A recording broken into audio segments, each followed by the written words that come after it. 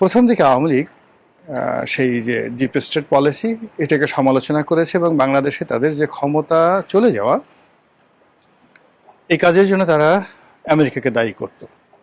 কিন্তু পরবর্তীতে যেটা মনে হলো যে আমেরিকার সঙ্গে তাদের একটা অভ্যন্তরীণ যোগাযোগ হয়ে গেছে, আন্ডার হ্যান্ড একটা ডিল হয়ে গেছে।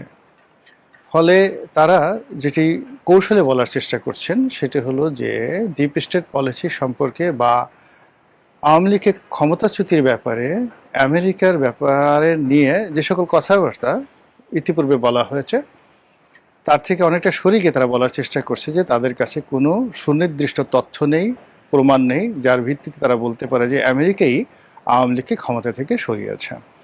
এর অর্থ যে আমেরিকার সঙ্গে আওয়ামী লীগ একটা সমঝোতা করতে চাচ্ছে। দ্বিতীয়ত, বর্তমান আমেরিকান সরকার মিস্টার ডোনাল্ড ট্রাম্পের সরকার তারা ক্ষমতায় এসে 2 থেকে 3টি বিষয় তারা প্রায়োরিটি বেসিসে অগ্রাধিকারের ভিত্তিতে বাস্তবায়ন করতে চাচ্ছে। প্রথমত, তাদের নিজেদের অর্থ অন্য দেশের সরকার পরিবর্তন কিংবা অন্য দেশে যুদ্ধ করার জন্য তারা কোনো অবস্থাতেই সেটা ব্যয় করবে না। এই ব্যাপারে তাদের যত ফান্ডিং আছে সেই ফান্ডিংগুলো তারা বন্ধ করে দিয়েছে।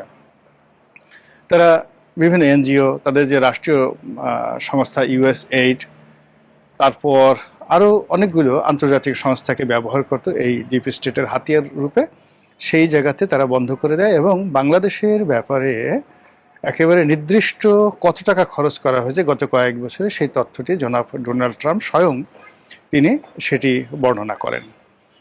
এরপর থেকে রীতিমতো হইচই পড়ে যায় এবং বাংলাদেশে যারা ডিপ স্টেটের এজেন্ট রূপে যাদেরকে চিহ্নিত করা হয়েছিল বা এখনো যারা আছে তাদের উপরে রীতিমতো বাস পড়ে। এখন মার্কিন যুক্তরাষ্ট্র হয়তো তাদের উপর একটা নৈতিক সাপোর্টের যে হাত এটি বহাল রেখেছে, কিন্তু আগে যেভাবে লজিস্টিক সাপোর্ট দেওয়া হতো, মিলিটারি অ্যাসিস্ট্যান্স, তারপর অর্থ দিয়ে অস্ত্র দিয়ে যে সহযোগিতা করা হতো আমেরিকার পক্ষ থেকে, সেটি বাংলাদেশ সহ অন্য কোনো দেশই তারা এই মুহূর্তে আমেরিকা করছে না।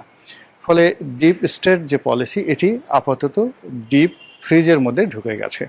আর অন্যদিকে এই ডিপ ফ্রিজ থেকে কোনো মতে বের হওয়ার জন্য যারা ডিপ স্টেটের এজেন্ট এদেশে ছিলেন তারা ভাগতে চাচ্ছেন, সেফ এক্সিট চাচ্ছেন, পালাতে চাচ্ছেন, অথবা রিকনসিলিয়েশন, যারা আগামীতে ক্ষমতায় আসবেন তাদের সঙ্গে একটি সমঝোতা করার চেষ্টা করছেন।